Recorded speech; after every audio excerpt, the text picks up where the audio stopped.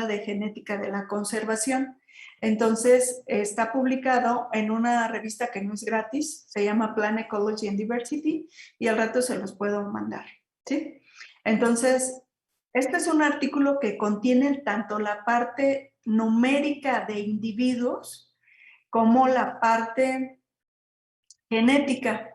Entonces, aquí está, tú ya, ya vas a entender todos estos. Tú ya ahorita creo que ya entiendes muy bien los artículos de genética de poblaciones. Entonces, diversidad genética, y aquí en lugar de llamarle yo population structure, le llamé la distinción entre las poblaciones. La distinción, que es otro término que lo vas a encontrar sobre todo en artículos que tengan una perspectiva de conservación, pero básicamente en lengua mortal lo que te está diciendo es estructura genética poblacional, ¿sí? Es decir, cómo se está repartiendo esa diversidad de forma no aleatoria. Lo que contiene es exactamente los mismos estimadores. También ahora, fíjate bien, ya sabes calcular la endogamia por locus, porque ya tienes la ecuación HE menos H0. Es decir, si aquí la quieres hacer, puedes hacer el ejercicio, sacar tu calculadora y comprobarlo. Por ejemplo, 0.86 es la observada, menos 0.48, digo, la esperada, es igual a 0.38 la diferencia entre 0.86, y vamos a ver si nos aproximamos, y dice que es 0.4418, ¿sí? Entonces, si te das cuenta que estamos aplicando la ecuación F y S, es decir, endogamia es igual a la HE menos la H0, o la HO, perdón, sobre la HE, ¿sí? Lo único que no vamos a poder calcular aquí ahorita para fines, voy a tratar de encontrar un modo de calcular un p-value para salón, porque estos contienen unas cadenas de algoritmos que pues la verdad no son sujetas a hacerlas a mano, ¿no? Las 100 iteraciones o las 200 iteraciones. Pero eso es básicamente, tú ya la sabes calcular. ¿Qué quiere decir eso? También ya sabes que la endogamia por locus, la F y S, se interpreta, también varía de 0 a 1, donde 0 no hay endogamia, 1 es la endogamia máxima, ¿sí? Ok, ustedes ya, uy, no, o sea, hemos avanzado de manera tremenda, tremenda, tremenda. Ahora fíjate bien, ponle allí le vas a poner una nota y te voy a decir cómo se calcula. Cuando leas en el texto y que diga la endogamia con todos los loci para cada población. ¿Qué quiere decir eso? Se suman los valores de cada uno de los n loci que usaste y se promedian entre el número de loci y se promedian. Bueno, ese valor es el que aparece en los textos generalmente diciendo el promedio de la endogamia por población fue esta. Ajá. Entonces, es común que en genética estemos jerarquizando y poniendo los datos como el investigador piensa que le va a dar algún sentido informativo, ¿sí? Entonces, ese es el dato, de allí viene. Ahora, fíjate bien, de esto, si no mal recuerdo, no hemos visto, ¿ya vimos cómo se calcula la H observada? Sí, desde lo que obtengo en los datos en el laboratorio. Ya vi cómo calculo la HE, ya ahorita en este momento conozco dos estrategias analíticas. Conozco la ecuación de Ney, 1 menos pi al cuadrado, ¿sí? Es mi ruta de Ney, y la 2PQ y tantas 2PQ como heterocigotos tenga en una población, ¿sí? para un mismo locus.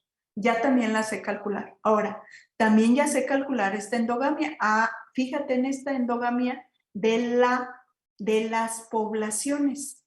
Quiere decir que aquí yo tenía todos los loci, sus valores individuales, las promedié, cómo eran esos valores para la población Cerro Blanco, para la población Iztatlán, para la población Malinalá, para la población Malinalá, para la población San José, para San Martín y para Tilapa. ¿Sí? Entonces, de allí, bien, no es otro dato, salvo que dijeran, los datos se estructuraron como en el ejercicio que hicimos la clase pasada, que te acuerdas que ya te dije que nunca el investigador ya no te va a redactar, que la FIS ahora está ya con un escenario de división poblacional y que se usa el mismo acrónimo FIS. ¿Sí te acuerdas de eso? Y que se convierte en la HI. Bueno, ok. Ok, fíjate bien, aquí dice que este es el promedio de los alelos. Ahorita tú ya sabes que más allá de las letritas con las que se denotan, este es el promedio de alelos por locus. Por lo tanto, esto es, por definición, diversidad alélica. ¿Sí? El número de alelos exclusivos ya te los expliqué. Quiere decir aquellos alelos, y con microsatélites son fragmentos de cierto tamaño, que no aparecen en las otras poblaciones y que se convierten en una posible herramienta para hacer conservación. Y este no lo hemos visto.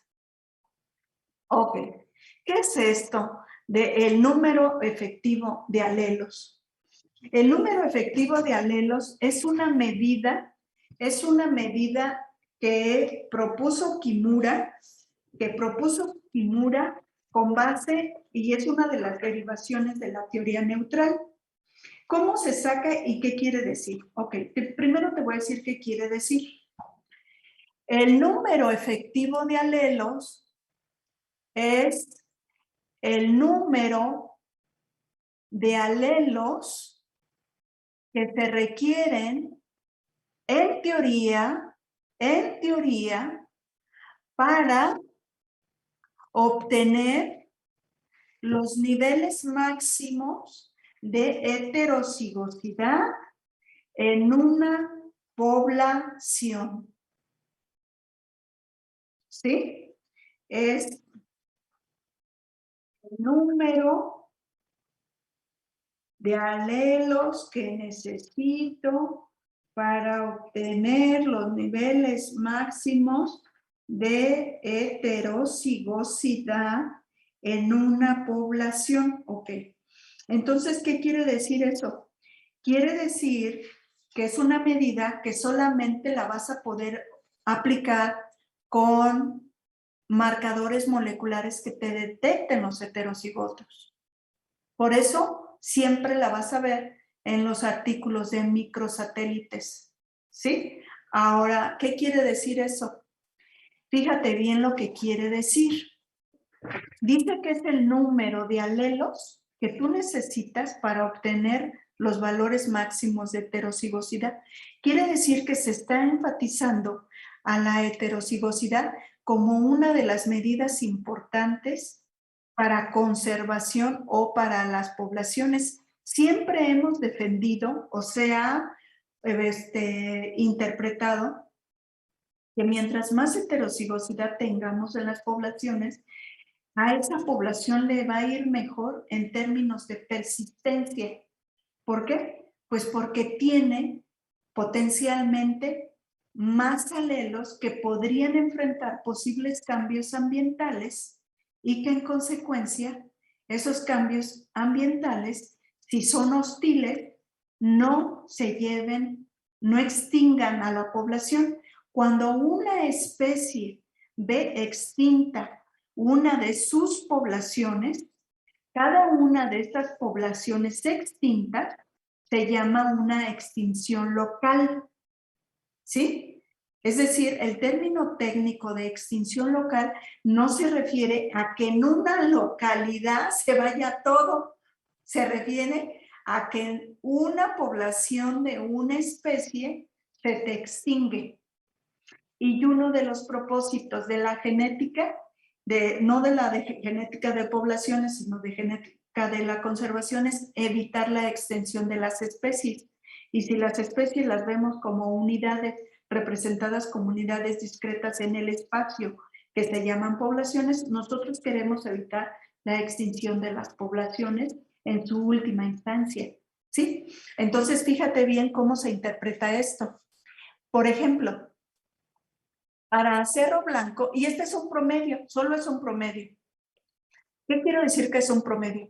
Mira, el último renglón es el número efectivo de alelos, entonces ya sé qué es eso. Ok. Ahora te voy a explicar qué significa que sea 6. Quiere decir que, por ejemplo, el nivel de endogamia, la diversidad alélica en promedio en Cerro Blanco fue de 9.4 con una medida de desviación y Cerro Blanco tiene 6. ¿Qué quiere decir eso en el número efectivo? Quiere decir que yo necesitaría solamente 6 alelos para tener los niveles máximos de heterocigosidad, ¿sí? Fíjense bien en eso que estoy diciendo. Y quiero que analicen la siguiente situación y que ustedes lo vean, ¿sí? ¿Ok?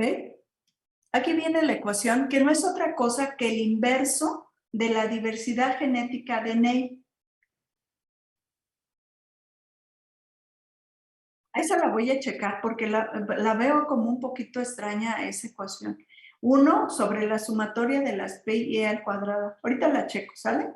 Me da la impresión que le falta 1 sobre 1 menos la sumatoria.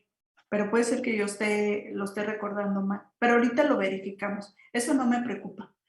Quiere decir entonces que para que yo tuviera, por ejemplo, ahora vámonos a Malinala.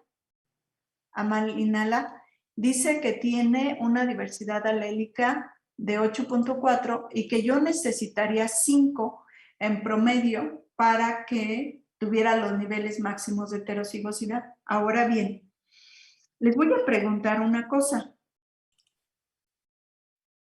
Si yo estuviera trabajando con Hardy-Weinberg, ¿qué valores tiene que tener P y Q para tener los valores máximos de heterocigosidad?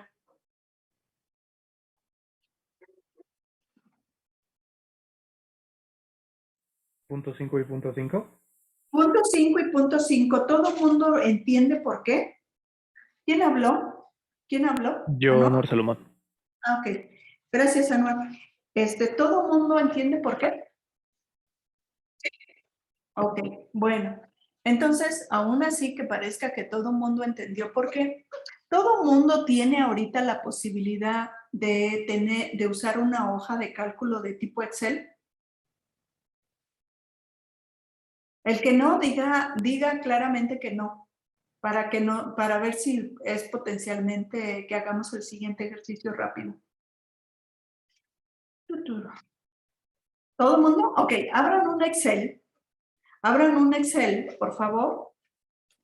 Una hoja de Excel y vamos a sacar el siguiente ejercicio y lo que quiero es que ustedes solitos construyan la gráfica más famosa de Hardy-Weinberg con los valores de de las frecuencias genotípicas. ¿Qué vas a hacer? Ok, vas a abrir tu hoja de Excel.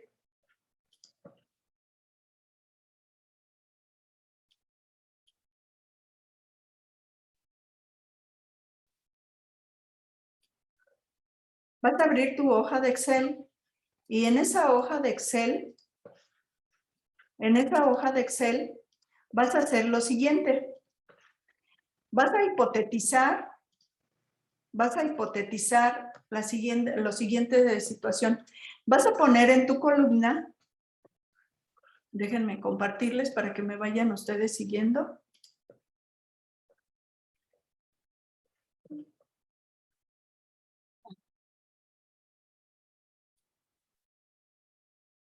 Ok, entonces póngale sí, así póngale, si PI es igual, se van a ir de punto 1 en punto 1 en punto 1. Vamos a empezar el ejercicio y te lo vas a llevar de tarea para graficarlo, ¿sí? Y tú ¿Me vas se a... está proyectando? No, no. Abre tu hoja de Excel, abre tu hoja de Excel y entonces lo que vas a hacer, van a hacer el siguiente ejercicio. Entonces, ustedes van a demostrar eso que acabamos de ver. Si P es igual y entonces te vas a ir de punto en uno, así sucesivamente. Y después, si P es igual, ajá, no. Entonces, fíjate bien, entonces Q es igual a 1 menos P. ¿Sí? ¿Eso qué es? La ecuación de frecuencias alélicas. ¿Sí? ¿Cómo la vas a usar? Vas a hacer punto 1, 0.2 y lo que quiero es que construyas una gráfica aprovechando que no hay mal que por bien no venga, 0.5, así sucesivamente hasta el 1. Hazlo, por favor.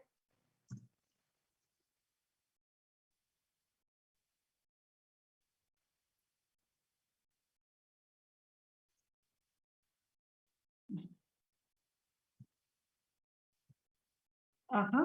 Y luego ya te llegaste al 1. Ok, fíjate bien. Por lo tanto, si Q es igual a 1 menos P,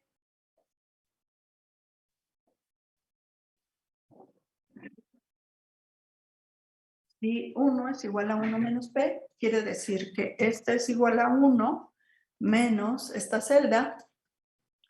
Ok, la copio. Bien.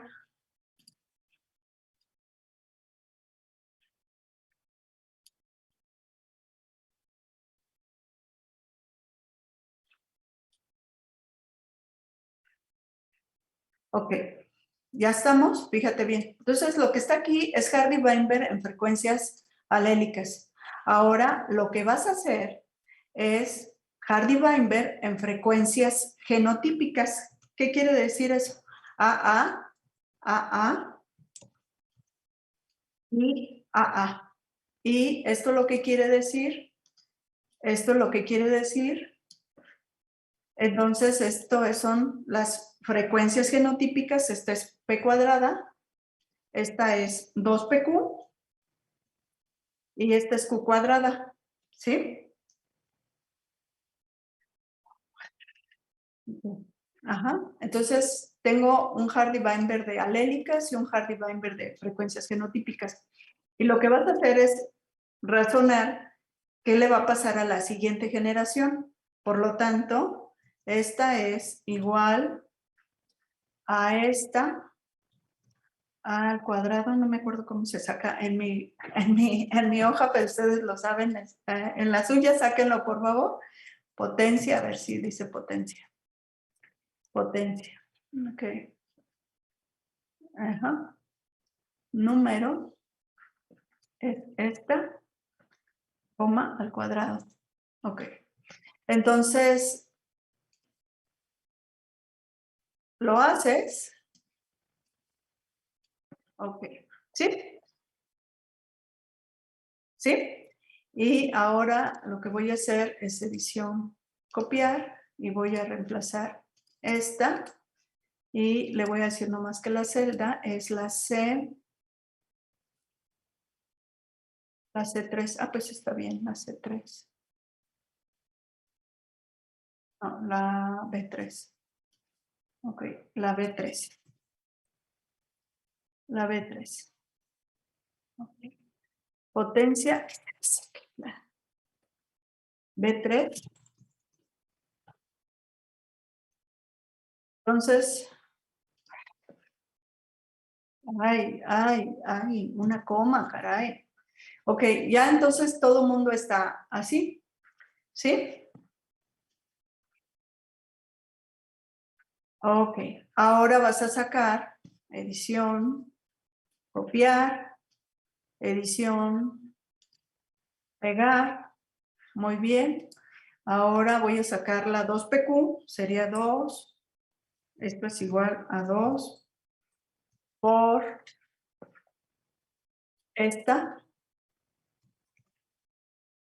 por esta. Ok. Ok. Edición, copiar, edición, pegar. Ok. Entonces ya todo el mundo la sacó y ya van viendo lo que se obtuvo. ¿Dónde veo, según Hardy-Weinberg, heterocigosidad? Aquí. Y aquí es donde está la respuesta de lo que yo pregunté.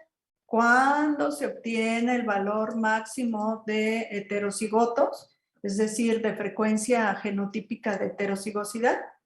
Cuando P y Q tienen el mismo valor. ¿Sí? ¿Ok? Muy bien. Entonces, ya lo tienen. ¿Se van a llevar de tarea esto? A lo mejor yo se las pregunto que me presenten la gráfica en el examen. ¿Cómo van a hacer la gráfica? Estas gráficas que suelen ver siempre, esta solución es muy famosa y entonces,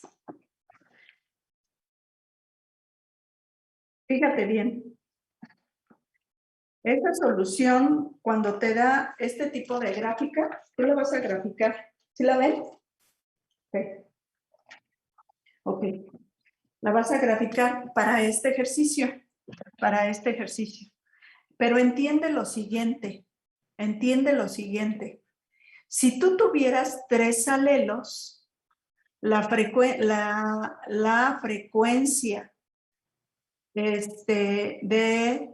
en la cual yo obtengo la máxima heterocigosidad ya no va a ser que cada uno tenga 0.5 porque no es posible. ¿Sí? ¿Sí queda claro? Si tienes 4 alelos, tendrías que dividir el 1 de la frecuencia. Es decir, entonces la conclusión es así. ¿Cuándo tengo la máxima heterocigosidad en una población? Cuando las frecuencias de cada uno de los alelos, de cada uno de los loci, o de los locus, perdón, de cada uno de los locus es igual entre sí. ¿Verdad que sí? Es decir, no es cuando es igual a 0.5, es cuando las frecuencias de los alelos de un locus son iguales entre sí. ¿Sí? Y lo que vas a hacer para graficarla, no lo vamos a hacer aquí, vamos a continuar la clase, es que vas a generar una gráfica en el eje de las yes. En el eje de las yes vas a graficar a esta. En el primario, en un Y secundario, vas a graficar a esta y te las vas a arreglar y yo quiero que tú lo hagas para que tengas esa curva que cae de esta manera, pero en realidad es una gráfica con 3 series de datos, ¿sí?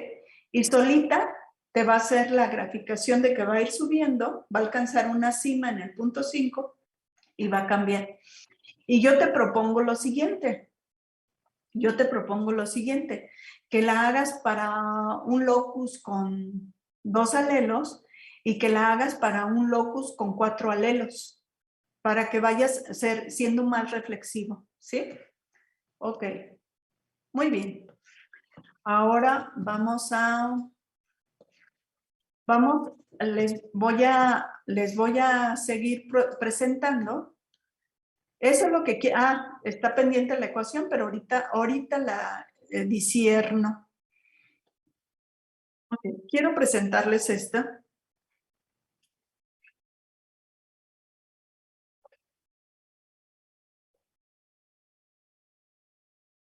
¿Todo el mundo la ve?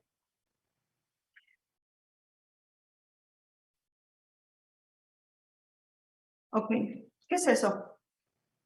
Miren, ese es otro tipo de árbol, pero como es un dendrograma, es un dendrograma, y no se vayan con la finta cuando ustedes vean de que es un árbol filogenético. No puede ser un árbol filogenético porque no es una filogenia, porque es microsatélites el dato, ¿sí? El marcador. Entonces, ¿qué es lo que hicimos allí?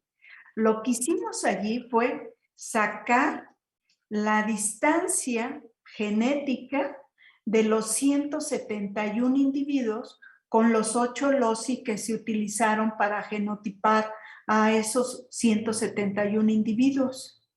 Entonces, lo que queríamos arrancarle a los datos era si microsatélites nos revelaba algún tipo de estructura genética poblacional. Entonces, los análisis que tiene este paper, ya creo que ya te los expliqué, y si no me dices, pero los análisis genéticos de estructura consisten en esta red y con este análisis de componentes principales que ya lo hemos visto en otros estudios, y esto es lo que quiere decir.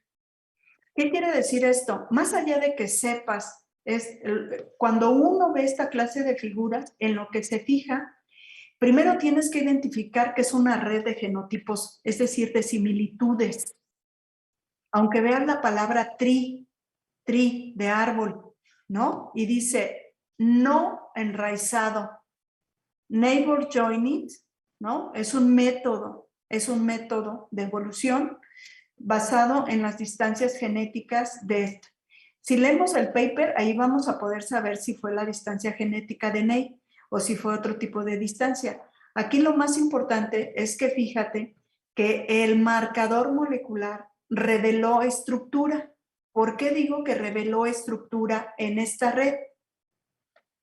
Porque fíjate que todos los individuos que tienen un 6 están en esta misma rama, ¿sí?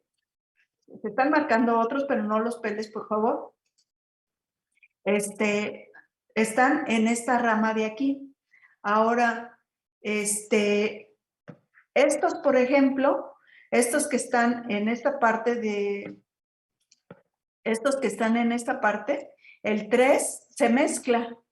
Quiere decir que aquí todos estos 3 mezclados con 2 y 1, fíjense que no es casualidad. 3, 2 y 1 tienden a estar juntos, aunque parece que abajito, debajo de esa gran como región, hay una repartición. Y luego, esto es interesante, estas ramas se componen de genotipos que tienen un 5 y estas ramas de genotipos entonces quiere decir que sí revela una estructura genética porque Cerro Blanco, San José y Tilapa, los números corresponden a lugares geográficos donde fueron colectadas las muestras, ¿sí?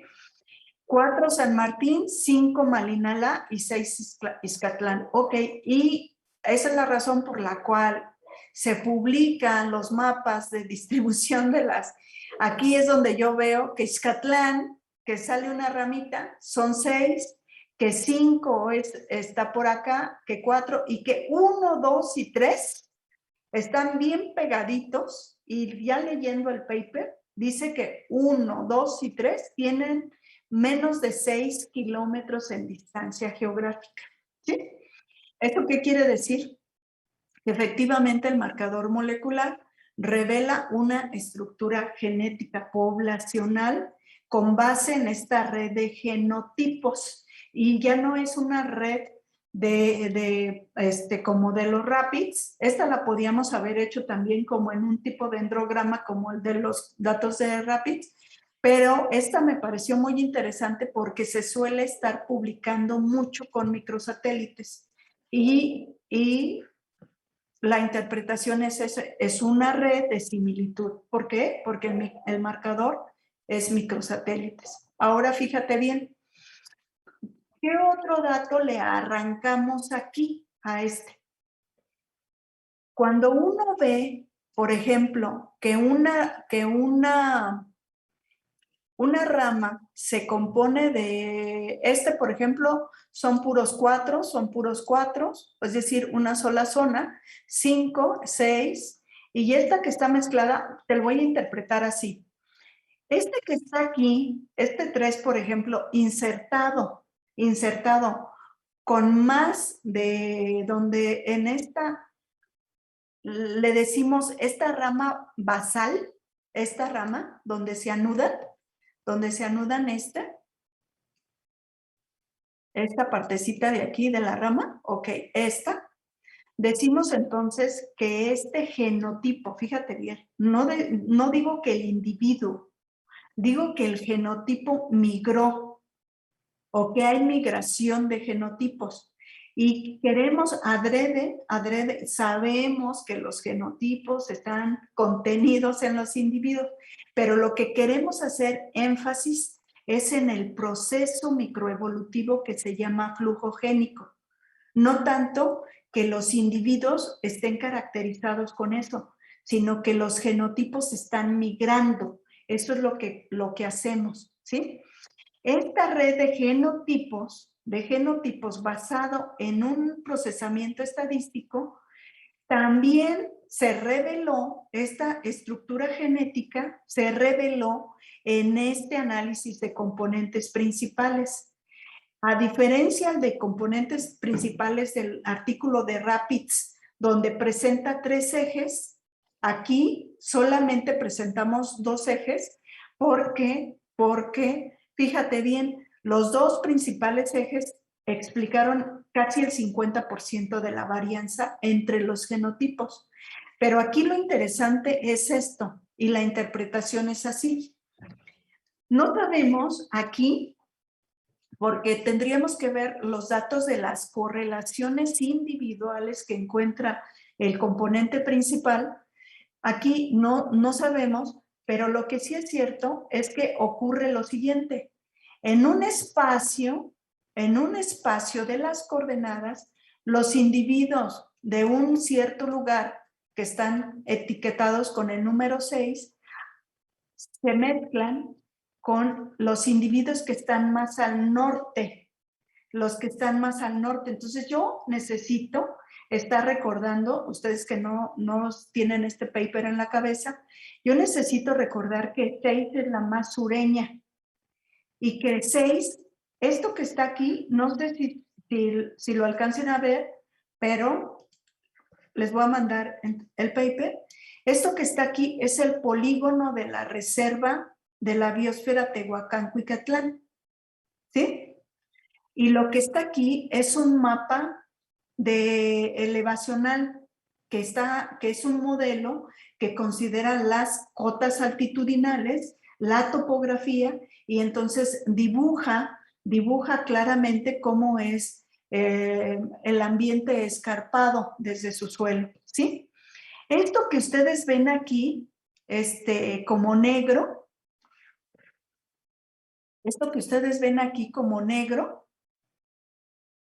es la famosa cañada.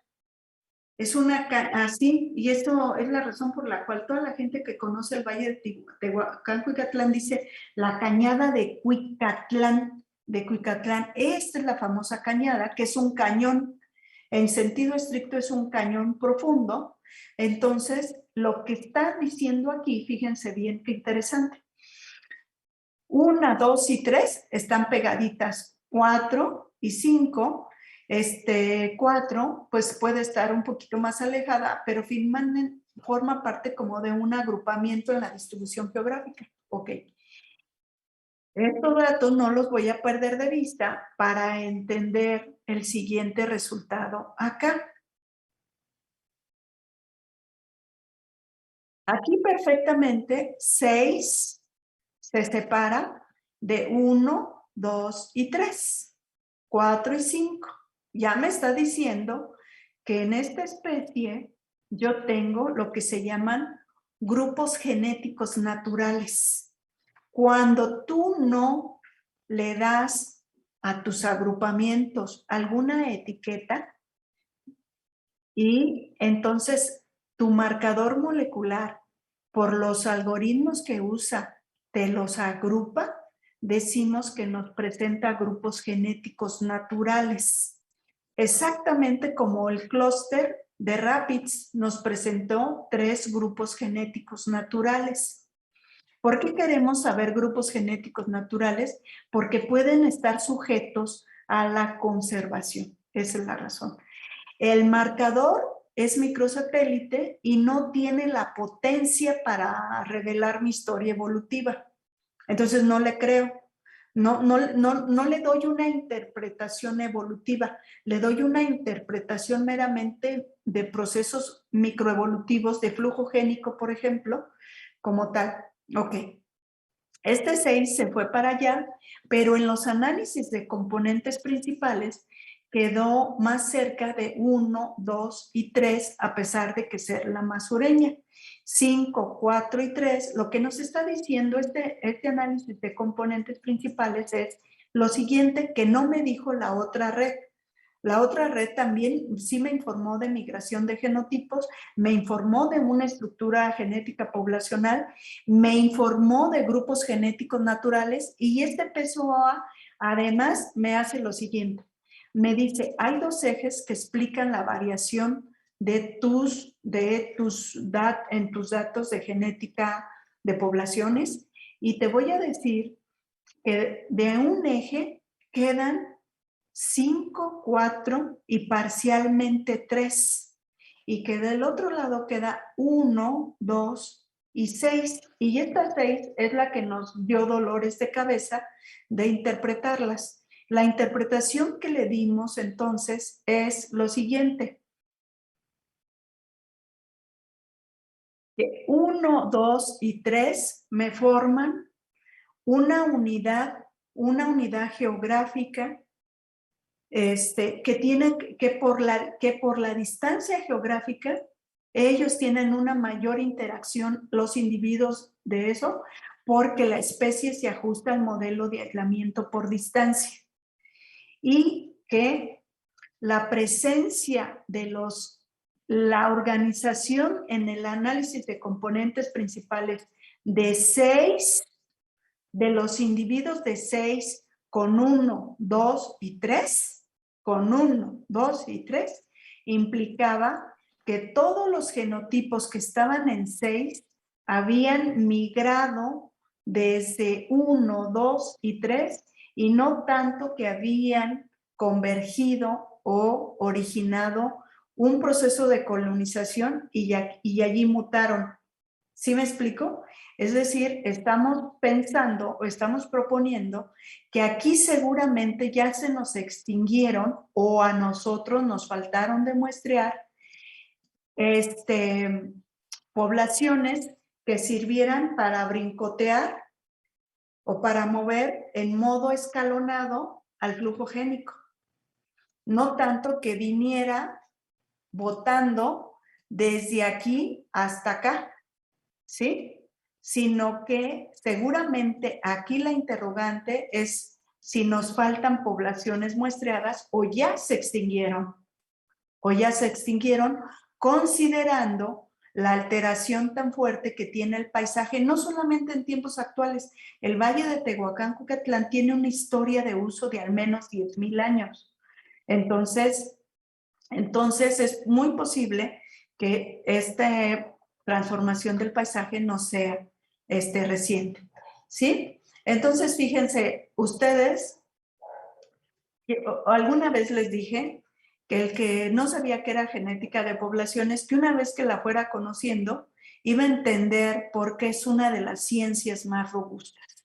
Y es por estas historias que nos cuentan, porque nos permite fabricar, no con este marcador no, pero si yo le hubiera metido aquí, por ejemplo, secuencias combinado con microsatélites, seguramente secuencias me hubiera revelado una historia evolutiva que fuera quizá concordante con esta historia que me revelan los microsatélites de estructura genética. Entonces yo me quedo con marcadores sujetos a la homoplasia hasta estructura genética, ¿sí? Y miren, aquí ya viene esto, y sin embargo, estos individuos se nos van por otra parte, ya no se nos juntan con 1, 2 y 3, ya no, pero esto es muy interesante. 1, 2 y 3 se mantienen en un nodo aquí, y Malina y San Martín se mantienen, y la más separada geográficamente, la distribución más sureña de esta especie, se separa. Entonces, me está advirtiendo a mí, fíjate bien, este resultado de estructura genética, me está advirtiendo a mí que esta especie potencialmente se va a ver afectados sus niveles de flujo génico si yo no cuido las distancias las distancias geográficas entre las poblaciones. ¿Sí? Si no las cuido, ¿eso qué quiere decir? Que se me podrían extinguir porque se me van a crear islas. Y esta es la razón por la cual yo no voy a meterme más en este artículo. Esta es la razón por la cual este artículo incorporó la parte de la estructura demográfica, porque entonces le dimos un gran riesgo a esta especie si no se mantiene la conectividad. Conectividad es un término técnico de la ecología del paisaje, no de la genética de poblaciones. Conectividad quiere decir que se mantengan los procesos ecológico-genéticos entre las poblaciones, ¿sí? Entonces, lo que vimos es que la conectividad se puede ver afectada y que estas poblaciones no tienen los tamaños demográficos para asegurar el reclutamiento en escalas de largo tiempo. Conclusión, si no tienen los tamaños demográficos, es necesario generar una estrategia de conservación, pero del tipo metapoblacional. ¿Qué es metapoblacional? En ecología te enseñaron el término de metapoblación y te destacaron que es un escenario donde tú tienes un conjunto de poblaciones o de conjunto de individuos de la especie que ya no alcanzan a lo mejor a ser poblaciones como tal, pero que ese conjunto de individuos están manteniendo proceso de flujo génico y que se conectan entre sí. De modo que, por ejemplo, grupitos pequeñitos de menos de 30 individuos te podría generar genéticamente una sola población si mantienen sus niveles de flujo génico. ¿Sí me expliqué? Es decir, tú desde el punto de vista ecológico viste que población es un concepto muy demandante. ¿En qué términos? En número de individuos, y que te tiene que reflejar o cuantificar una serie de propiedades emergentes de las poblaciones. Pero a veces ya no tienes el tamaño demográfico, ya tienes 5 o 4 o 10 o 15 individuos. Y si trabajas con animales y resulta que hay un macho y 3 hembras y allí no hay poliginia, por ejemplo. Son parejas sexuales que a lo mejor se establecen de por vida. Estás trabajando con ese sistema. Entonces quiere decir que tu tamaño efectivo es en realidad de una pareja. ¿Sí? Entonces, en ese escenario ecológico, tú tienes que ver cuáles son los vecinos, qué distancia tienen los vecinos, para que entonces generes una hipótesis, un escenario metapoblacional de conservación, por ejemplo, y de que entiendas que si esos animales se pueden mover y desplazar, pues estas hembras que estaban sin macho pueden ir a buscar a su macho o el macho puede venir con ellas. Y en el momento, fíjate, en que decimos el macho va a venir o ellas van a ir, quiere decir que los individuos se van a mover para reproducirse. Y para reproducirse ya va a haber entonces descendencia, y si hay descendencia, desde el punto de vista demográfico, hay reclutamiento. Desde el punto de vista genético, entonces tú tienes a Hardy-Weinberg operando de las frecuencias de gametos o de los alelos en los gametos a las frecuencias de los cigotos de la siguiente generación. ¿Sí? Ok, esa es la razón, bueno, esa es la razón por la cual los genetistas de poblaciones todo el tiempo estamos o necesitamos un perfil fuerte en ecología, además de en genética de poblaciones. Ok, perfectísimo este artículo, entonces igual y se los mando para que lo tengan y ya van entendiendo todo esto. Si no hay ninguna duda, vamos a hacer entonces, y todos estos, fíjense, entonces varios de los estimadores de estructura genética se basan en distancias genéticas, ya sea de Ney, Parway o lo que sea. Es muy raro que se utilicen las distancias euclidianas en genética de poblaciones. ¿Por qué? Pues porque tenemos una distancia genética que resulta mucho más confiable que esto. Y ni se metan, a veces, nada más para foguearte, un jurado de tesis te puede decir, ¿y por qué usaste distancia genética de Ney y no otra distancia? Pero es nada más quiere que te pongas a leer, o sea, nada más eso es lo que quiere, que te pongas a leer, ¿sale? Yo Entonces, tengo una duda. sí, O sea, una vez ya que tienen todo este territorio bien como analizado y estudiado, o sea, entonces, ¿cuál sería la medida de conservación que tendrías que tomar? O sea, ¿sí tendrías que reforestar ese parche vacío de mamilaria? ¿O cómo reconectas poblaciones que ya están aisladas? este, ok, entonces yo no quería hablarte de esto, yo no les quería hablar de eso y de hecho lo he evitado.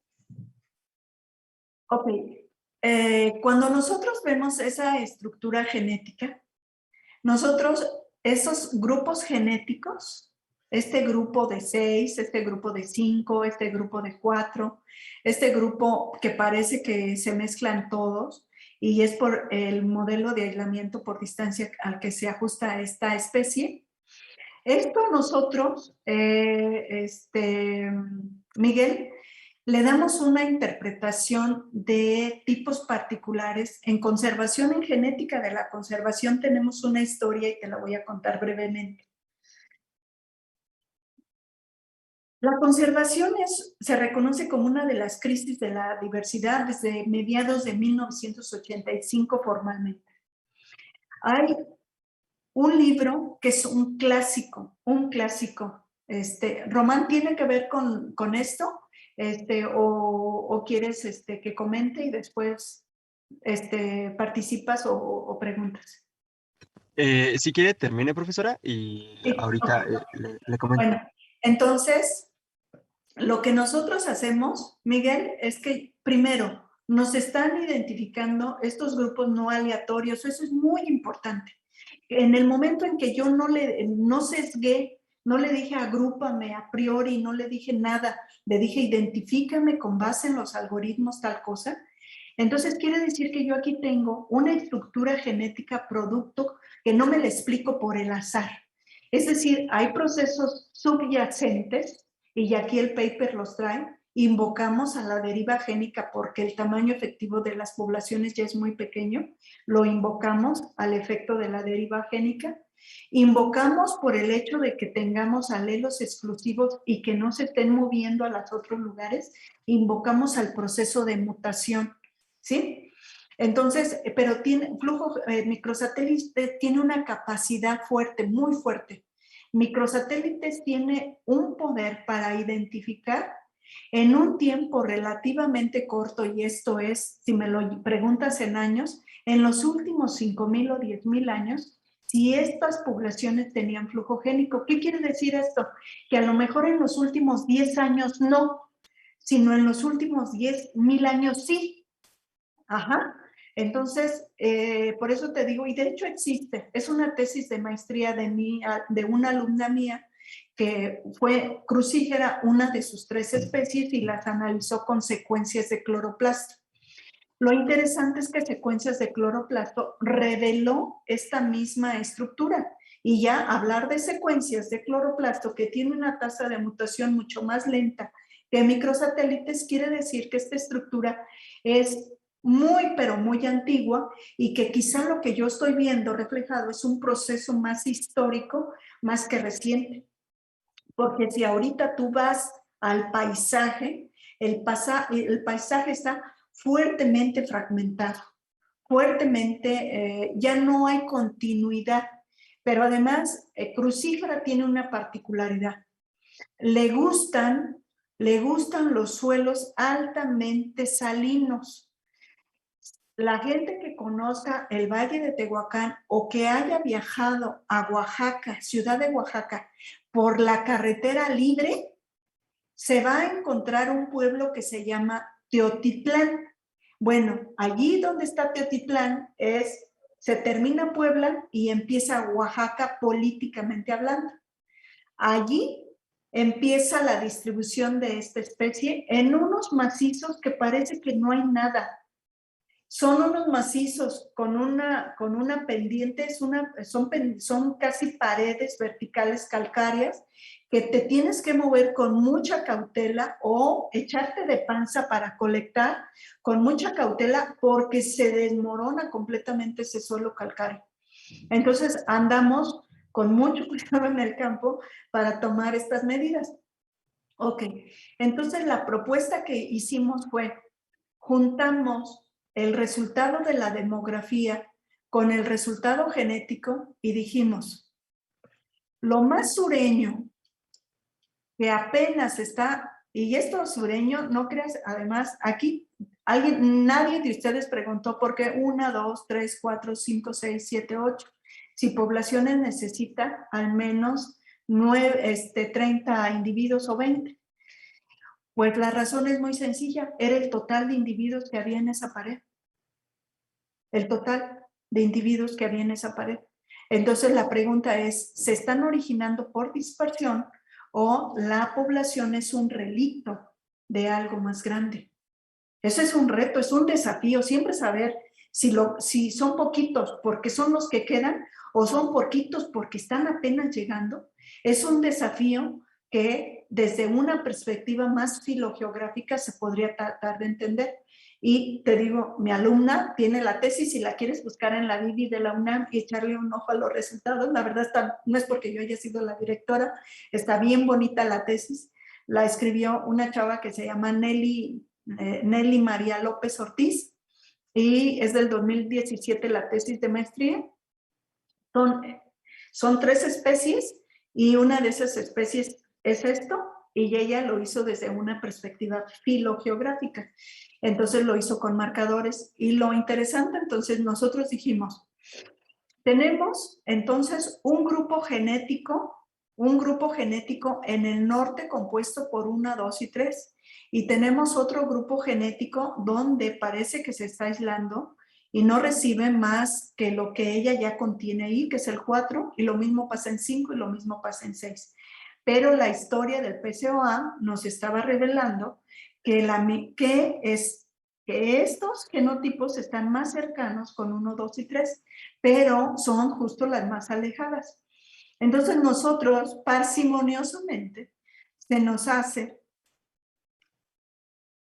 se nos hizo como más lógico explicar que en lugar de tener toda una extinción entre 6 y 5, ¿no? Porque fuimos a recorrer el campo y entonces lo que vimos es que la alta especificidad de Mammillaria crucígera a los riscos calcáreos alcalinos es lo que condiciona una distribución aparchonada en el paisaje del Valle de Tehuacán y no tanto la distribución, fíjate bien lo que voy a decir, la distribución está condicionada por su alta especificidad. El tamaño de las poblaciones está determinada por el saqueo tan alto que se ha hecho de la especie.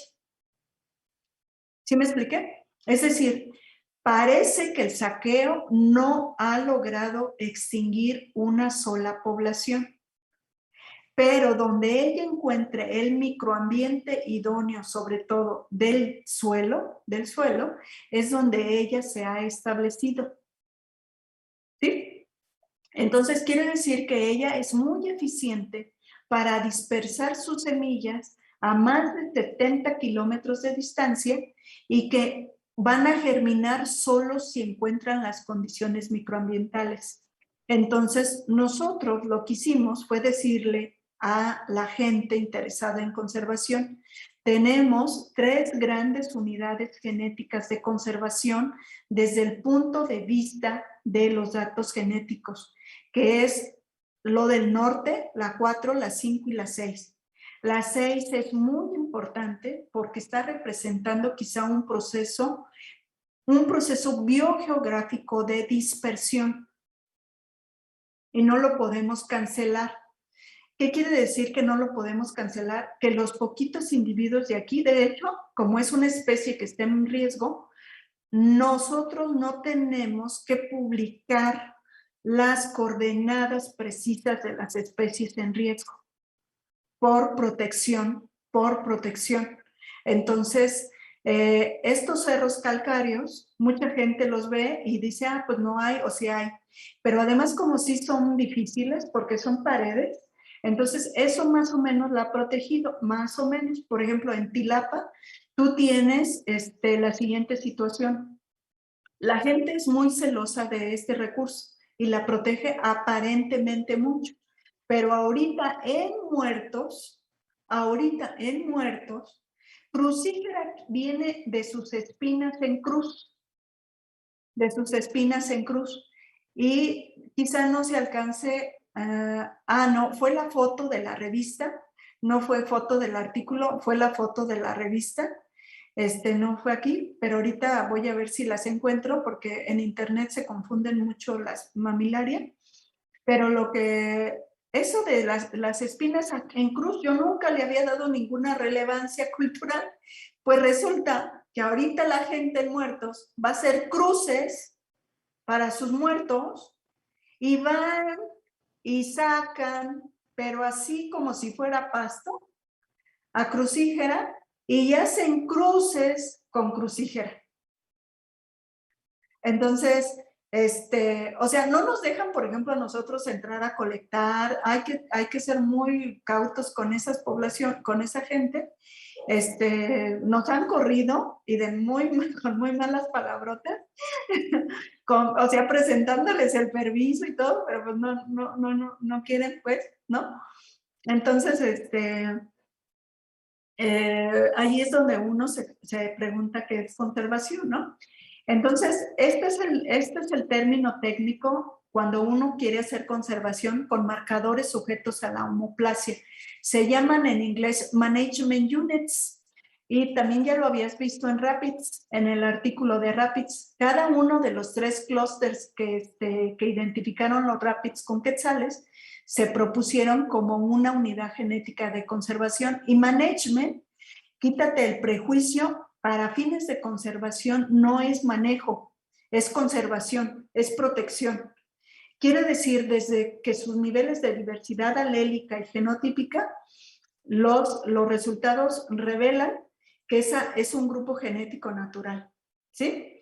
A diferencia, y le estoy contestando a Miguel, a diferencia de el marcador evolutivo, el marcador mitocondrial que es homólogo, aquí nos reveló otro tipo de unidad de conservación que se llama Evolutionary Genetic Units, unidad evolutiva significativa, y su nombre te lo dice. Evolutiva tiene que ser un marcador molecular que identifique procesos evolutivos. ¿Sí? Management, unidad de manejo, se basa solamente en los niveles de variación y sobre todo hemos visto que los algoritmos jalan la riqueza de alelos, la riqueza de genotipos y los genotipos únicos y los alelos únicos en las poblaciones, es decir, los pre-base en inglés. ¿Sí? Y el ADN mitocondrial nos está revelando una historia de millones de años, y por el marcador es que está sujeto a hacer este tipo de análisis evolutivo de árbol filogenético. Ok, ahora, nosotros, Miguel, tú te puedes, yo personalmente, si me llaman los de la reserva para preguntarme, porque muchas veces, aunque son biólogos, no quieren entender estos resultados. Y yo digo que no quieren entenderlos, porque según yo, los lees y son bien fáciles de entender, ¿no? Pero según yo. Y entonces, cuando a mí me llama, por ejemplo, alguien de una reserva, por ejemplo, en el caso de Quetzal, he trabajado muy de cerca con las reservas de toda la Sierra Madre de Chiapas y también con Lagos de Montebello. ¿Qué quiero decir que he trabajado muy de cerca? Que les he explicado estos resultados genéticos con palabras de que operativamente puedan tomar medidas. Porque los resultados de un científico, para que logren trascender y ser considerados en México, yo creo que estamos muy divorciados de la práctica de la conservación de el resultado del investigador. Yo no digo que sea sano, no digo que sea correcto, yo digo que es bastante perjudicial para las especies, pero no hay modo de interaccionar. Es decir, no hemos logrado crear un lenguaje de comunicación entre el que quiere hacer conservación con este tipo de datos y con el que está en la práctica haciendo. Cuando digo operativamente es la gente de las reservas, ¿sí? Y uno entiende, mira, cada gobierno que entra en las administraciones federales trae su propia lógica de entender qué es la conservación. Entonces, por ejemplo, yo debo de reconocerle, aunque soy una crítica y nunca jamás voy a comulgar con un pensamiento y con gente del PRI, jamás, nunca lo voy a hacer, pero yo tengo que reconocer que en términos federales, de lo que yo conocí de las reservas, porque desde chiquita he estado, desde la edad de ustedes, yo me fui a hacer el servicio social al Triunfo, para que tengas una idea, mi servicio social me lo fui a hacer al Triunfo. Entonces, pues era una chamaquita moviéndome entre biólogos que ya no se movían por criterios biológicos, ya se movían por criterios políticos, y esa es una cosa que personalmente a mí no me gustó. Yo opté por irme a la investigación en la academia, ¿sí? Ok, bueno, entonces, las reservas estaban mucho mejor. Tenían un presupuesto operativo, tenían un conjunto de vigilantes, tenían, nos subíamos al Triunfo en cuatrimotos, hasta donde se podía, porque hay que caminar 16 kilómetros de montaña para llegar al campamento, ¿sí? Entonces, pero había mucho trabajo que se llamaba monitoreo de la reserva, había muchos talleres no de biólogos, ya de los ingenieros y ciertos perfiles más como sociobiológicos para hacerle entender a la gente lo que consistía una reserva, qué se podía, por qué sí, por qué no, etcétera. Entonces era mucho trabajo. Cuando entra Fox a gobernar a nivel federal, todos los apoyos para las reservas desaparecieron. La gente se quedó sin plazas, no hubo, o sea, ni siquiera, para que tengas una idea, los 2 primeros años de eso, no hubo ni siquiera presupuesto para pagar a un director de reservas. Y Chiapas yo lo vivía de cerca, o sea, yo ya estaba de vuelta acá, yo ya estaba en el doctorado, de hecho. Yo ya había dejado 10 años en la licenciatura Chiapas, pero pues tienes cuates, y además estás haciendo un doctorado donde necesitas ir a muestrear a todas las reservas, pues es obvio que te van a contar, no hay camioneta, no hay cuatrimotos, ya no hay apoyo, no hay vigilantes, vas a tener que subir sola, págate a alguien para que te acompañe porque no podemos responder por ti. Entonces, se desmanteló. O sea, nos fue muy mal, muy mal, muy mal. Y en toda la parte, o sea, ahorita están muy críticos con el que tenemos, pero ha habido escenarios peores. No hubo becas de doctorado al extranjero con Fox. No hubo becas de postdoc al extranjero con Fox durante 4 años. O sea, ¿qué haces si tú te estás doctorando y te piden para contratarte 1 o 2 postdocs en el extranjero? De preferencia en países de habla inglesa, es decir, países más caros que México. Entonces, ¿qué haces? O sea, pues vas a perseguir la tortilla y ya estás doctorado, pero no hay becas. Esa es nuestra realidad y ustedes lo van a vivir y créanmelo. En México, este escenario que existe en México, no lo ves en el resto de América Latina. Tener las becas de CONACYT, donde tú tienes una auténtica beca. En Estados Unidos y en Canadá tú tienes beca, pero es un préstamo que te hace el banco y que te lo va a ir cobrando cuando tú empieces a trabajar. Esto lo quisieron implementar con Cedillo y salimos a las calles todos los becarios del CONACYT salimos a las calles y lo echamos para atrás, pero muchos de nosotros, si no firmábamos unos famosos pagarés, no nos daban la beca. Y lo que hizo después ya el CONACYT fue llamarnos para devolvernos los pagarés porque estábamos, como yo por ejemplo, pues no tengo opción, o sea, yo soy solita, yo migré de mi pueblo a la Ciudad de México, ingresé a la UNAM por examen de admisión, hice mi maestría con beca, hice mi doctorado con beca, me fui al extranjero en estancias con beca, siempre con beca, y entonces, pues si quería hacer una maestría, ¿qué opción tenía? O sea, yo no tenía recursos de mi familia. Aquí pagaba renta, pagaba todo, ¿no? Es bien difícil, pues, ser migrante. Entonces, muchos los firmamos y nos llamaron para que nos devolvieran, pero te digo, eso lo paramos porque desafortunadamente tuvimos que salir a la calle a cerrar avenidas y a gritar y decir que queríamos becas y no las becas crédito. Entonces, eso es lo que hacemos, Miguel. Entonces, en Estados Unidos, fíjate bien, en Estados Unidos, un tipo de este resultado tan poderoso como las ESU famosas, Estados Unidos sí le hace caso a este resultado. Y entonces el Ministerio de Flora y Fauna y el de Agricultura están muy pendientes de cuando en una especie se identifican eso, te voy a decir qué hace Estados Unidos.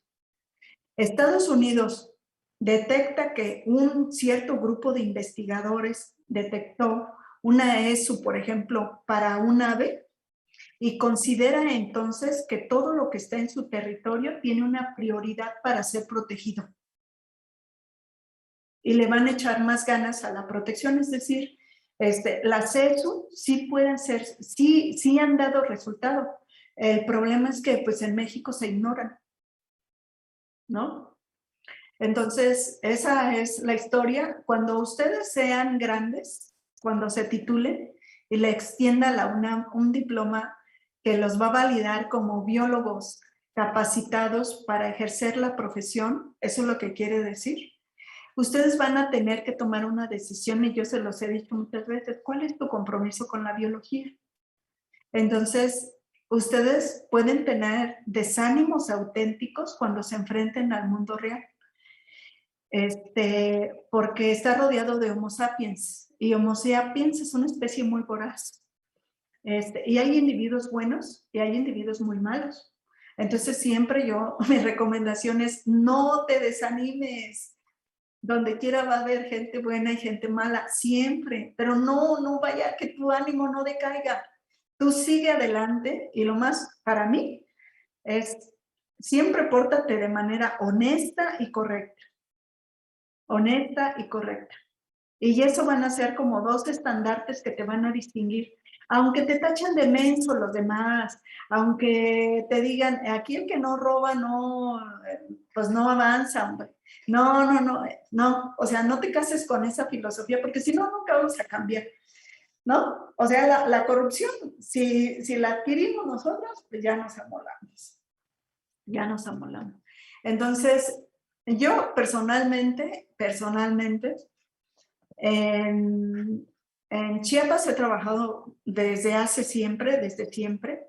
Recientemente empecé a trabajar también con la gente de Guatemala, de que me piden consejos o asesorías. Y entonces, no soy formalmente una asesora, nunca, pero siempre me he mostrado como dispuesta a compartir lo que sé, ¿no? Entonces, y yo no veo, por ejemplo, el caso de los quetzales, yo no puedo ver la conservación a largo plazo de los quetzales, sobre todo si tengo este tipo de historias donde me dice que los quetzales tienen relaciones de años con Guatemala. La conservación de los quetzales en México tiene que ser en un plan binacional con Guatemala, y Guatemala a su vez tiene que hacer planes de conservación con Honduras y con El Salvador. No hay más. No hay más. No hay más. Entonces, pues esa es la historia. Entonces, aquí nosotros le estamos diciendo a la gente, tienes 3 unidades de conservación, como el marcador es microsatélites, es de tipo, no te cuenta una historia evolutiva del marcador, se basa en diversidades, entonces se llama Management Unit, Sensu Morit, y lo que nosotros le decimos a la gente, proponemos que todas las poblaciones, los relictos, lo que queda de crucígera debe estar sujeto a la conservación. Es menos riesgoso todo lo que está en el norte, entre Tilapa y Teotitlán, pero los pequeñitos parches o riscos que están allí deben ser considerados como fuentes de variación para la conservación, ¿sí? Entonces, básicamente eso es lo que le dijimos a la gente. Y por ejemplo, me encantó este artículo, se lo recomiendo de verdad, está súper bonito, súper bonito. Hubo resultados inesperados para mí y esto es lo único que siempre les decía, ¿no? O sea, siempre vamos a publicar solamente los permisos de colecta, pero nunca vamos a decir con precisión las coordenadas. De hecho, esta es la razón por la cual aquí está 100-100 y 21-21. O sea, no tiene más decimales y es de adrede. Y está por aquí, ¿no? Y aún con eso, toda la gente sabe, los saqueadores saben dónde está el biflora, ¿no? Muy bien. Entonces vamos a hacer nuestro ejercicio. Perdón, Román, ¿quieres comentar algo? No, profesora, justamente era esa parte de si publicar las zonas en donde se encuentran las especies, pues no podría ser como relativamente malo en el tema de su conservación, porque pues, no sé, las personas podrían llegar a encontrarlo, pero pues ya nos mencionó que no, o sea, no se publican como las coordenadas exactas, y creo que ya. Ok.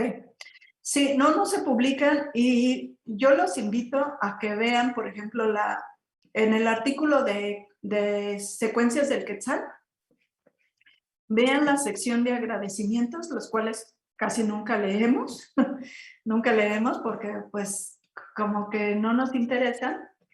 Fíjense bien, cuando uno trabaja con especies que están en listas de riesgo, hay muchas, pero muchas revistas que no te publican si no les demuestras que hiciste todo, que tuviste todos los permisos debidamente. Entonces, en México tenemos la muy mala costumbre de irnos al campo a colectar sin permisos. Eso no debe de hacerse. La Semarnat no te va a negar el permiso de colecta, se va a tardar, pero para investigación nunca te niega un permiso, nunca, nunca, nunca, nunca. Entonces, por ejemplo, este artículo está publicado en una revista de aves que se llama Cóndor, que es una de las más antiguas de aves en la comunidad de los ornitólogos, y esta es la razón por la cual aquí está, por ejemplo. Los agradecimientos personales, después ya pasa con los agradecimientos, por ejemplo, donde hice la parte genética, en el Royal Ontario Museum, después, y aquí es donde viene. Todos los agradecimientos, dice agradecimientos personales a toda esta gente de las reservas. Y después viene esto. Obtener los permisos CITES para el muestreo, México, Marena, Nicaragua, Secretaría de El Salvador, CONAM, Guatemala, SOMAT, Chiapas. SOMAT, Chiapas me donó la muestra de sangre, la Academia de Ciencias Naturales de Filadelfia. Estas son las muestras, sus códigos, todo esto, los agradecimientos de dinero, siempre el dinero se da al final, y entonces aquí es donde está. Entonces, ¿qué quiere decir eso? Las revistas no lo van a publicar, pero a mí me piden en aquel tiempo por fax que les mandara por fax los CITES Permission, ¿no? ¿Por qué? Pues porque yo saqué muestras de Panamá, las metí a Nicaragua, de Nicaragua acumulé las de Nicaragua saqué mis muestras de Nicaragua y de Panamá, de allí me moví a El Salvador, en El Salvador acumulé muestras y en cada lugar tenía que ir, entonces yo lo que hice fue escribir, yo era una estudiante de doctorado, entonces encuentras mucha empatía y mucho apoyo porque estás trabajando con una especie muy difícil, ¿no? Y los chavos, estudiantes también igual que yo, muchos de esos nombres que están ahí eran estudiantes igual que yo en sus países respectivos y me ayudaban a llevar un papel, me ayudaban 4 horas, 5 horas de su tiempo a llevar un papel. Yo les hacía una llamada porque yo bajaba de la sierra y tenía un teléfono público a la mano y le decía, oye, fulanito, que no sé qué, fíjate que ya bajé de Nicaragua, pero voy a llegar a El Salvador en tal fecha, traigo tantas muestras, son viales, son muestras de sangre y no sé qué, ya traigo mi permiso CITES de este país, necesito ingresarlas. Y entonces, ¿podía el permiso estar listo o no estar listo? Si no estaba listo, de todos modos yo entraba con las muestras y le decía a la gente, pues aquí están mis muestras y mi permiso. Entonces te vas dando a conocer. Entonces, mucha gente te piden que sepas demostrar que tienes ética para trabajar con una especie como el quetzal, ¿no?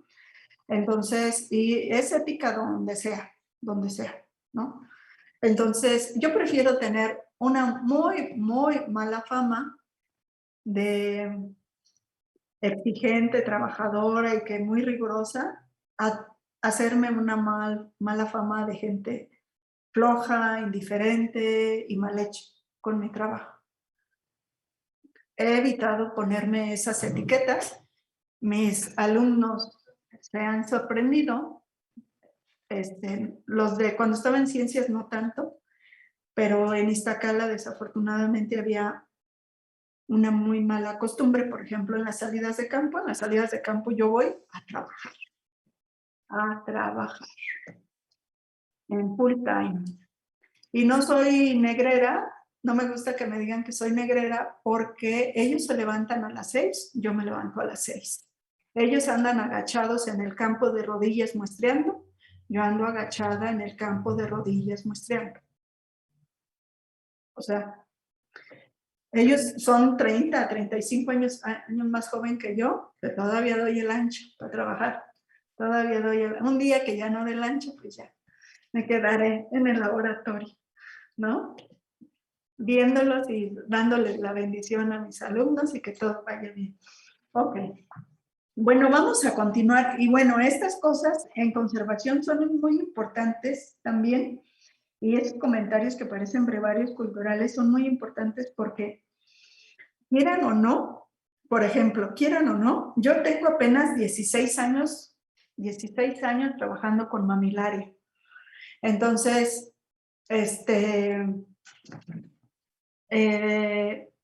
yo ahorita ya se sabe que Sofía va al campo, trabaja y no se lleva muestras para su casa.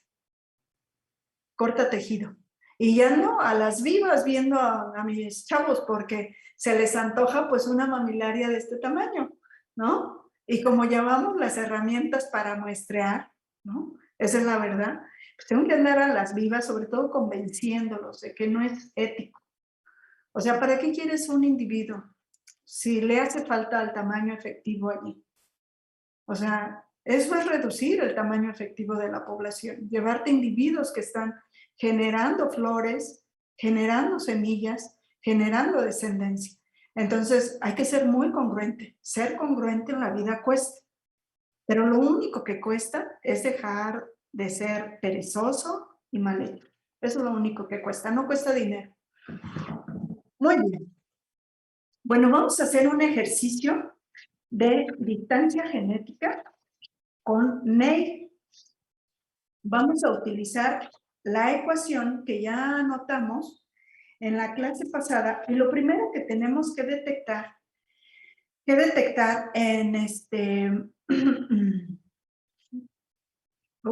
¿qué creen? Que el ejemplo del libro con datos resueltos trae otros datos. Pues ni modo se los voy a tener que dar rapidito porque si no, no puedo cotejar que estemos rellenando bien. Vamos a anotar los siguientes datos. No quiero, ya todo el mundo tiene la ecuación, es que no la quiero borrar. Se los voy a dictar. Tienes 3 alelos en un locus de que se llama PGM, es de isoenzimas. Ajá. Anótalo, por favor. Voy a hacer el esfuerzo de escribirlo en el otro pedazo de... Ay, que no iba a buscar mi pizarrón. Tienes 2 poblaciones, son 3 alelos. Una población se llama de Illinois. Son 3 alelos, el F, el M y el S. Si tú, estos son los alelos, por lo tanto, si yo te pido genotipar, pues, pues ya vas a saber que podría ser así, ¿no? Pero ahorita quédate con esto, con esta. Okay. Tienes 2 poblaciones. Una población es de Illinois, en Estados Unidos. Le voy a poner la 1. Y la otra población es de Indiana, que es la 2. Y fíjate bien, el problema nos da las frecuencias alélicas. ¿Qué quiere decir eso? Pues que la sumatoria de las 3 frecuencias por cada población debe de darte igual a 1. 0.146, 0.118, 0.036. Ok, y en la población de Indiana, el F tiene 0.491, el M tiene 0.106 y el S tiene 0.403. Ok, ahora fíjate bien, la ecuación te dice la frecuencia del alelo iésimo, la sumatoria de cada uno de los alelos, desde un alelo 1 hasta m alelos. ¿Qué quiere decir eso? Desde 1 hasta 3 alelos. ¿Sí? Desde 1 hasta 3 alelos en este caso particular. Ok. Dice, la frecuencia de un cierto alelo en la población de nombre X, la frecuencia del alelo F en la población de Illinois por la frecuencia de ese mismo alelo en la población de Indiana. No voy a mezclar en las multiplicaciones, no voy a mezclar las frecuencias de los distintos alelos. Ojo con eso. Tampoco voy a mezclar las frecuencias de los alelos de distintos loci. Distancia genética de Ney se usa entonces por el apartado de cada locus. Tantos alelos tenga ese cierto locus, ¿sí? Porque eso es uno de los errores más frecuentes. Cuando te ponga aquí, en este mismo problema, un locus adicional, me vas a querer mezclar los alelos, vas a ver, y te voy a tronar en el examen, ¿no? Entonces, haz el ejercicio, por favor. Tienes la frecuencia del alelo, multiplícala por la frecuencia en la otra población, la vas a apartar. Trata de resolver el denominador. Dice la frecuencia de ese alelo, elévala al cuadrado, la frecuencia de ese alelo en la otra población, elévala al cuadrado. ¿Sí? A ver, trata de entender la ecuación, por favor, y de rellenarla.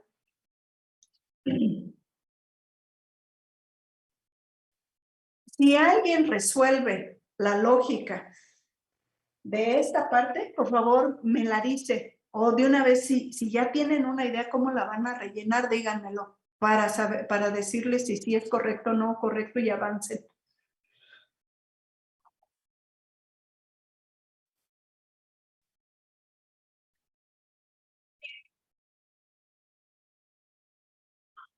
¿En qué consistirían esos paréntesis, Omar?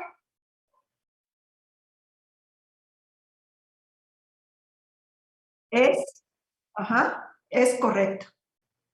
Es correcto. Es decir, tu numerador te quedaría, ya voy a borrar la parte de arriba, ¿sale? Ya voy a borrar la parte de arriba. Entonces, es correcto como está diciendo Omar.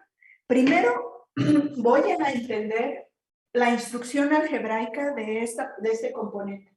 Dice, usted sume las multiplicaciones de cada frecuencia, de cada alelo en cada una de las dos poblaciones. Primera información. Quiere decir que distancia genética de Ney siempre se va a hacer de modo pareado. Si tuviera 3 poblaciones, tendría que hacer aquí, por ejemplo, PIX, PIY, PIZ. Perdón, tendría que ser en tu estructura tendría que ser PI de X por PIY más PIX por PIZ más PI en X por PZ. ¿Sí? Es decir, siempre es pareada. Siempre es pareada. Siempre es pareada. Entonces, tómale ahí, ponle nota, lo que te permita a ti después recuperar ese dato e informarlo. Entonces, la primera parte que vamos a resolver es el numerador. Ustedes si tienen un Excel allí, lo pueden ir rellenando. Entonces, en nuestro ejemplo concreto sería la sumatoria BX e Y. Ya no lo voy a poner acá para ahorrar espacio. Esto es igual a 0.146 por 0.491. Cada uno de los alelos, el alelo iésimo, en este caso F, más 0. Ahora estoy con el otro alelo iésimo, 0.818, que en este caso es el M, por 0.106. Más 0.036, ya estoy en el S, por 0.403. Ya tengo entonces el numerador, ¿sí? Dime cuánto te sale, por favor. .817. ¿A todo el mundo le da más o menos eso? Porque el libro trae otro valor, pero puede ser nada más por cálculo. A ver, ¿alguien un segundo y hasta un tercer dato que me verifique eso?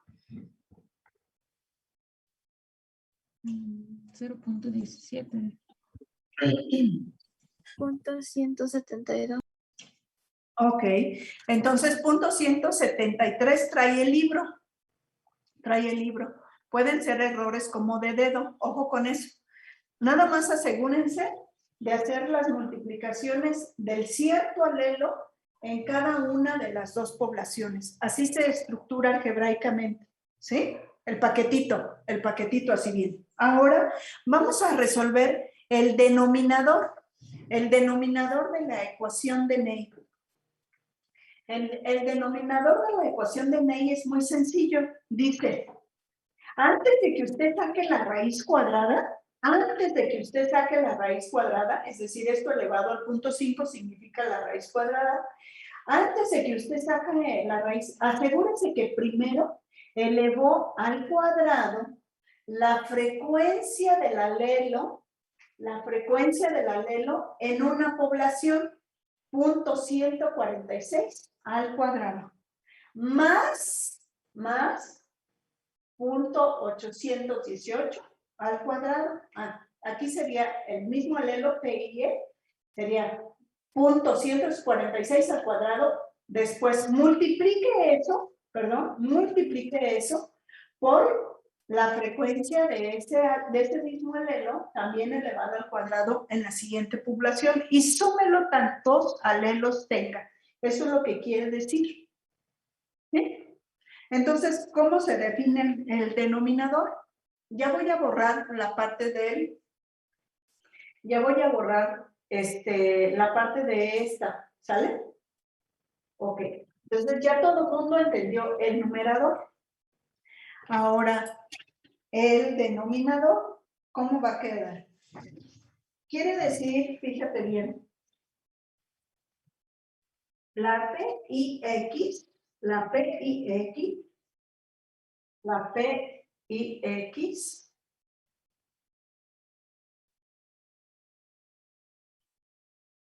al cuadrado es igual a punto 146 al cuadrado, la P y X.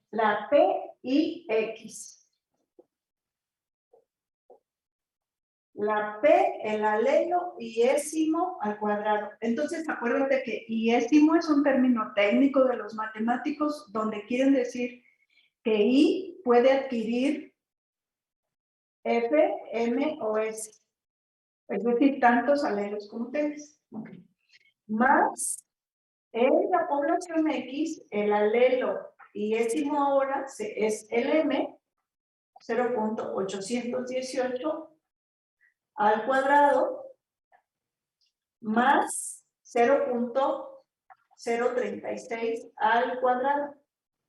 En consecuencia, la PI en la población Y, que sería Indiana o la 2, ¿cómo sería? Sería 0.491, vayan haciéndolo por favor, más 0.106 al cuadrado, más 0.403 al cuadrado. Entonces, fíjate, voy a tener primero este valor. Primero lo voy a sumar, es decir, no hago la sumatoria de las bases y luego las elevo al cuadrado, sino que cada base la elevo al cuadrado, ¿sí? Y cada base es la frecuencia de cada uno de los tres alelos. Si este locus, fíjate bien para que le pongas ahí la nota porque a lo mejor lo puedes encontrar. Si este locus vamos a suponer que tuviera 4 alelos, pues quiere decir que esto se te va a extender hasta 4 componentes. Vamos a suponer, fíjate bien, que aquí hubiera un alelo Hipotéticamente no es el caso que hubiera un alelo que aquí sí está presente, pero no está presente acá. Entonces, ¿qué va a pasar? Lo que va a pasar es que esa base en el ausente es 0. 0 elevado al cuadrado es 0. Pero en consecuencia, como es una sumatoria, no es una multiplicación, tú tienes un resultado para los otros, ¿sí? Pero el ausente no va a estar presente, pero no te va a convertir en un 0 total. Te convierte una posible base, si lo fuera el caso, en un 0 elevado al cuadrado. ¿Sí queda claro? Es decir, sí se debe. Yo lo que te sugiero es que formalmente lo explicites. En el examen yo no te voy a pedir el resultado. Lo que yo te voy a revisar es el proceso. El proceso. Es decir, que vengan todos estos detalles para que, pues para que si está mal, que le picaste allí a la calculadora, pues es irrelevante porque en realidad entendiste cómo se interpreta la ecuación, ¿sí? ¿Ya tienes el resultado?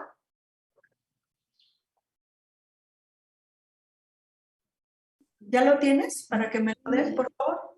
A mí me salió 0.2868. ¿En cuál es la PIX o la PIY? ¿O ya la multiplicación No, de la la multiplicación de Sí, la ambas. multiplicación. Ah, ok. Entonces, quiero saber cuánto le salió esto. .6917 y .414. Ok, ese punto 6917 lo vamos a redondear en 17 a 2, ¿sale? Y en la P y Y, ¿te salió 0 punto qué, Dafne? 414. Ok. Este 414, ok. Entonces ya las tienes. Recomendación. Siempre que vayas haciendo cada una de las multiplicaciones, anote el resultado. Anote el resultado. Ok, ahora sí dice que multipliquemos el resultado de estas sumatorias cuyas bases fueron elevadas al cuadrado. ¿Sí? Ahora sí multipliquen eso. 28.68. Ok, ¿a todo el mundo le da lo mismo? Ok, si les da lo mismo, ahora sí ya saquen la raíz cuadrada. Hasta ese momento se saca la raíz cuadrada. Elevar cualquier cantidad al punto 5 es exactamente lo mismo que sacar raíz cuadrada.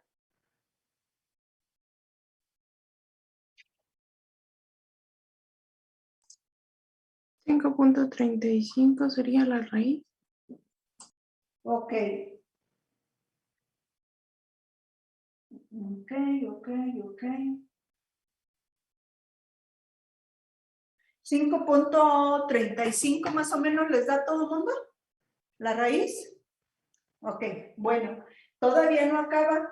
Dice que una vez que tengas la raíz cuadrada, ahora te acuerdes del resultado del numerador y ese resultado divídelo ahora sí ya entre la raíz cuadrada. .032. 0.32. Ok, ¿a todo mundo fue sacando esto? ¿Sí? Estoy confiando en que están siguiéndolo y lo están haciendo. ¿Sí? Ok, bueno. Todos los que no estén con la cámara prendida los voy a mandar a la sala de espera. Ok.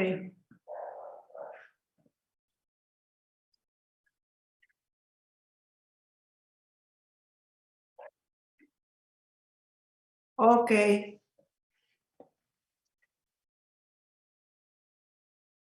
¿Ya la tienen? ¿Ya la tienen? Ahora, fíjense bien, ese dato que tienen es la identidad. No es la distancia genética. ¿Sí? No es la distancia genética. Entonces, ¿cómo sacas la distancia genética? Menos el logaritmo natural de la identidad. ¿sí? Y tu distancia genética, fíjate bien, tu distancia genética siempre va a tener valores positivos, siempre, siempre. Esa es la razón por la cual lo vas a multiplicar por el -1, ¿sí? Menos el logaritmo natural de la identidad. ¿Qué valor te salió, por favor? 3.43. Necesito que alguien más saque ese dato sí está muy, muy elevado. Sería menos el logaritmo natural de 0.323.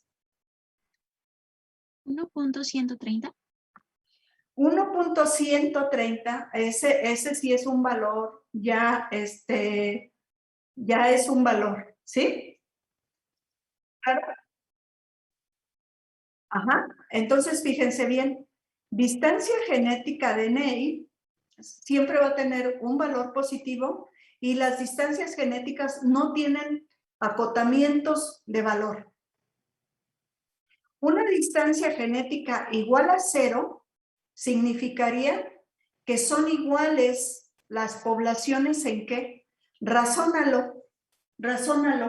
Si la ecuación de identidad está sacada con base en puras frecuencias alélicas, quiere decir que no hay diferencias entre las frecuencias de los alelos entre las poblaciones que estás comparando.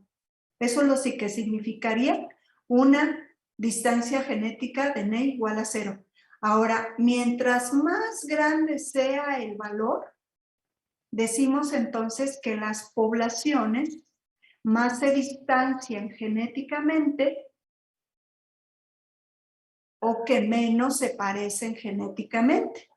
¿Sí queda claro? Muy bien. Entonces, ya hasta aquí. Maestra, a mí no me sale el logaritmo natural. No entiendo qué hice ¿No mal. te sale? ¿No te Es sale? el logaritmo natural de lo que calculamos, ¿no? Que es Ajá, por eso es 0.32. 0.32, Dafne, de la identidad. Logaritmo natural de 0.032. ¿A los demás sí les salió? Me da menos 3.44 y eso por menos 1 me da 3.43. ¿Qué hice? Pues algo estás haciendo mal, Dafne, porque, a ver, O la chica que respondió ahorita, ¿cómo le hizo? Podría ¿Podría ponerlo ayudar? así. Alexa, mira, allí Deli te lo está enseñando. Así es, mira. Ay. Bueno, está Así lo volteado, hice. perdón. Menos logaritmo natural de... No, Fíjale bien, Dafne. así me sale. Mira, No sé si se ve también. mira, No sé pues qué a mí hice. sí me salió. Mira, ¿sí lo ves? O sea, Ajá. la mía es nada más la cantidad Entonces, y ¿qué es? ponerla entre paréntesis. Pues yo no le está explicando a lo mejor natural. Sí. Resuélvelo. A lo mejor el Bueno, formato de la ¿Ok? calculadora. a lo mejor. O sea, pues la mía fue directo, así, y ya lo multiplicaría. Como yo ya sé que distancia genética no tiene valores negativos, lo único que voy a hacer yo, si usara esta calculadora del celular, multiplicarlo por -1. Eso es lo que significa que esté menos logaritmo natural, es decir, que lo multipliques por -1, pero la cantidad sí me da. ¿Sí? Los demás siguieron todo el proceso. Muy bien. Entonces, fíjense, ya estaríamos listos para un examen fuerte, bastante fuerte. Entonces, por razones de tiempo, va a ser a casa. Yo, en cuanto se los mande, les voy a mandar fecha de entrega máxima de 8 a 10 días de devolución.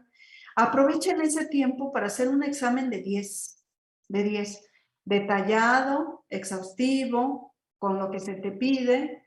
Va a haber pruebas estadísticas que no te voy a decir que la obtengas, sino que la interpretes. ¿Qué te quiere decir el AMOVA de acá? ¿No? ¿Qué te quiere decir que haya tantos grupos con la SAMOVA del artículo de que contrastó las dos especies de mamilaria. ¿Qué te quiere decir un artículo, un resultado que te expliqué la clase pasada de Barrier, por ejemplo? ¿No? Todos esos análisis son de estructura genética. Y son muy pocos los que por razones de los algoritmos vamos a poder hacer en salón. Yo, recomendación. Tu cerebro va a aprender, la clase pasada vimos las H's estructuradas de división poblacional, las HI, la HE, las HT. Mi recomendación es que tú repitas exactamente el problema de ese problema, la distancia genética de Ney, que lo repitas completamente y que tú aprendas el proceso. Las ecuaciones no se aprenden como tal, los procesos son los que se aprenden y la única manera de aprenderlo es que repitas y repitas el proceso. ¿Sí? Entonces ya si no hay más dudas, voy a valorar si todavía le dedico más tiempo o ya no. Yo ya cierro estructura para ya entrar formalmente a los procesos microevolutivos. Y el primer proceso microevolutivo que vamos a ver por su naturalidad que tiene que ver ahorita con lo que estamos viendo va a ser flujo génico. Entonces ya vamos a revisar los modelos de flujo génico. Ya vamos a revisar así como, o sea, ya vamos a ir viendo los procesos que sacan del equilibrio Hardy-Weinberg a las poblaciones. ¿Sí? Muy bien. Espero, profesora, yo quería preguntarle si me podría decir rápidamente otra vez cómo, o sea, el valor de la distancia de Ney, cómo se interpretaba, o sea, a partir de qué valor significa que no hay diferencias entre las frecuencias. Cero. O sea, distancia genética de Ney, tú la vas a encontrar en los libros que varía de 0 hasta el infinito. ¿Eso qué quiere decir? Que no tiene valores acotados. Pero 0 siempre va a significar entonces, como ya estás, fíjate bien, si ya sacaste el logaritmo de la identidad, ahora sí, ya estás en distancia. Ya no, todo este chorizo es identidad, es decir, lo que se parecen las poblaciones. Si le haces un proceso inverso a través de menos el logaritmo, te está diciendo lo que se diferencian las poblaciones, diferencian con una medida que se llama distancia genética. 0, entonces, en distancia genética, quiere decir, pues, que todas las frecuencias alélicas de las poblaciones fueron iguales. ¿Sí? Ajá. Y mientras más grande sea, quiere decir que mayor es la distancia entre esas poblaciones, la distancia genética. No se te olvide agregarle el apellido, porque en genética tenemos la distancia geográfica y siempre tenemos que estarle poniendo apellido. Me refiero a geográfica, me refiero a genética, ¿sí? Ok. Y un dato que te va a servir mucho, pero mucho, de que tu cálculo todavía no está o no está bien, o en alguna parte te estás equivocando o está incompleto, es cuando te sale un resultado negativo. Las distancias genéticas, las medidas, y de hecho, cualquier medida de estructura nunca va a ser negativa. Así sea la diferenciación, la FCT, que la vimos la clase pasada, así sea la distancia genética. Ahora fíjense bien, si esto es identidad y aquí tienes un proceso analítico inverso. Si esto es identidad y te saliera una identidad igual a 0, ¿qué te querría decir? Pues te querría decir exactamente lo contrario. Si en identidad te sale una identidad igual a 0, pues quiere decir que no son idénticas para nada esas poblaciones, no se parecen. ¿Sí? Eso es lo que quisiera decir. ¿Sí queda claro? Maestra, Sí. ya corroboré los datos y es que a mí no me da .323, sino .0323. El valor, bueno, el valor de la división de .173 entre la raíz de 28.68. Pues, Dafne, es que sabes qué? Que aquí está el libro, por eso agarro para monitorear todos esos posibles errores. Mira, y como ya he hecho este ejercicio yo, sé que en este caso el libro no trae problemas de dedo. Pero entonces No sí sé. le da el valor, o sea, sí es la división de Sí. 6.173 entre la raíz de 28.68. Sí. Los que se quieran desconectar, ya se acabó la clase y le voy a estar contestando. Mira, Dafne, entonces, la PIX por PIE, el libro, que eso ya lo supiste sacar, ¿no? La PIX fue entonces 0.692 al cuadrado, la del cuadrado. La PI, bueno, ¿con el numerador tuviste problemas? ¿Te No, salió con 0? ninguno. Sí, Ok. o sea, me sale 6.91 a mí, pero lo dejamos en 92. Ok. La PIY al cuadrado te sale 0.415, 416. Por allí debes de andar. 41.5. Sí. Bueno, la multiplicación de la PIX por la PIY, que es el numerador, te salió 0.173. Así es. Sí, ok. Ahora, 0.173 lo vas a tener que dividir, pero antes de dividirlo vas a multiplicar 0.692 por 0.415. Yo te estoy diciendo los valores del libro. Como estás aproximada, en la tercera decimal puede haber diferencias, pero no te debe de llevar